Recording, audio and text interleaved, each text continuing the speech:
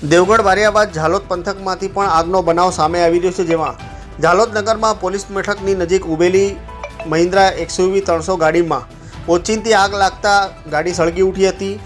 અત્રે ઉલ્લેખનીય છે કે વસૈયા પરિવાર ઝાલોદથી ફતેપુરા લગ્ન પ્રસંગે જઈ રહ્યું હતું। તે સમયે ઝાલોદ નજીક તેમની ઊભેલી ગાડીમાં આગ ફાટી નીકળી હતી। બપોરના 1 થી 1.5 વાગ્યાના દરમિયાન આ બનાવ બનવા પામ્યો હતો, જેમાં પોલીસ મથકની સામે XUV 300 ગાડી ટેકનિકલ કારણોને લઈ સળગી ઉઠી હતી। સદનસીબે આ ગાડીમાં બેસેલા કોઈ વ્યક્તિને ઈજાઓ પહોંચી નહોતી। તમામ વ્યક્તિઓ સમય સૂચકતા વાપરી ઉતરી જતા તમામનો બચાવ થયો હતો। ઝાલોદ નગરના બુવાડાથી વસૈયા પરિવાર જાન લઈ ફતેપુરા મુકામે જઈ રહ્યો હતો, તે દરમિયાન આ બનાવ સામે આવ્યો છે। તાત્કાલિક આ ઘટનાની જાણ તાત્કાલિક નગરપાલિકાના ફાયર બ્રિગેડને કરવામાં આવતા ફાયર બ્રિગેડની ટીમ ઘટના સ્થળે પહોંચી હતી અને ગાડીમાં લાગેલ આગને કાબૂમાં લીધી હતી। થોડા સમય માટે આ આગના બનાવોના કારણે ટ્રાફિક જામના દ્રશ્યો પણ સર્જાયા હતા।